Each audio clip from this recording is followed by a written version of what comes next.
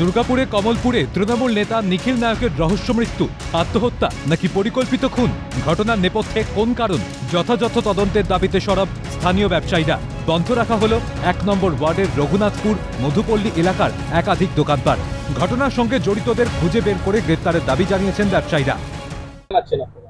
আমরা দাবি জানাচ্ছি যে যারা এই কাজটা করেছে তারা গ্রেপ্তার হওয়াটাই ভালো। আইনি ভালো লোক ছিলেন আমাদের কাছে।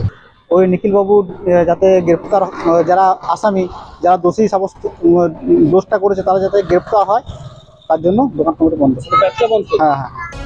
উল্লেখ্য, গত শনিবার বিকেল 4:30 নাগাদ দুর্গাপুরের দাপুটে তৃণমূল নেতা নিখিল নায়কের বাগান বাড়ি থেকে উদ্ধার হয় তাঁর ঝুলন্ত দেহ। খুনের অভিযোগ তুলে ক্ষোভে ফেটে পড়েন স্থানীয় তৃণমূল কর্মীদের একাংশ।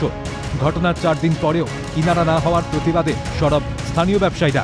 একই দাবিতে সরব হয়েছেন দুর্গাপুর নগর নিগমের 1 নম্বর ওয়ার্ডের প্রাক্তন তৃণমূল কাউন্সিলর। ঠান্ডা মাথায় পরিকল্পনা করে খুন করা হয়েছে বলে অভিযোগ। আমরা দাবি করছি দোষী যে আছে তাকে দ্রুত খুঁজে এবং তার শাস্তি হোক, সেটাই আমরা দাবি করছি। একদম ঠান্ডা মাথায় ওনাকে করা হয়েছে। নিখিল নায়ক অত্যন্ত সুসংগঠক ছিলেন বলেই তাকে কি পৃথিবী থেকে সরিয়ে দেওয়া হলো? পুলিশের ভূমিকায় প্রশ্ন তুলে দোষীদের অবিলম্বে গ্রেপ্তারের দাবি দুর্গাপুর পশ্চিমের বিজেপি বিধায়ক লক্ষণ ঘড়ুইয়ের। নিখিলবাবু ওই এলাকার অত্যন্ত সুসংগঠক ছিলেন। তৃণমূল কংগ্রেসের তারা এখন ঢুকতে পারছিলেন না।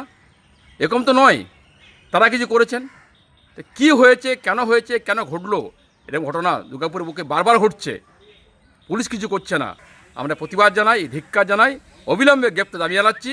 কারণ প্রতিনিয়ত দুর্গাপুরের বুকে যে ঘটনা ঘটছে, বোমের আওয়াজ হচ্ছে, মানুষ খুন হয়ে যাচ্ছে, কেউ গ্রেপ্তার হচ্ছে না, কেউ শাস্তি পাচ্ছে না বলেই এই ঘটনা বারবার ঘটছে। পুলিশ ইতিমধ্যে ময়নাতদন্ত রিপোর্ট ওপর বেস করে তদন্ত শুরু করেছে এবং আসানসোল দুর্গাপুর পুলিশের ডিসি অভিষেক গুপ্তা জানিয়েছেন যে প্রতিটি দিক, অর্থাৎ এই ঘটনার সঙ্গে রহস্যময় মৃত্যুর পেছনে ঠিক কি কারণ থাকতে পারে সেই প্রতিটা দিক কিন্তু খুঁটিয়ে তারা দেখছেন এবং তদন্তে গতি আনার চেষ্টা করছেন এবং সেক্ষেত্রে তদন্তের সমস্ত কিছু খুব তাড়াতাড়ি মধ্যে সামনে আসবে এমনটা তিনি জানাচ্ছেন। ইতিমধ্যে যে বাগান বাড়ি রয়েছে সে বাগান বাড়িতে কিন্তু গঠন করে দিয়েছে পুলিশ পাহারা রয়েছে ঠিক তার উল্টো পাশে।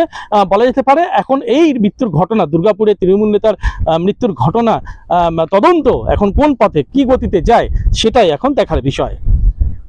দুর্গাপুরের রঘুনাথপুর থেকে রাজেশ সেনগুপ্ত, ক্যালকাটা নিউজ।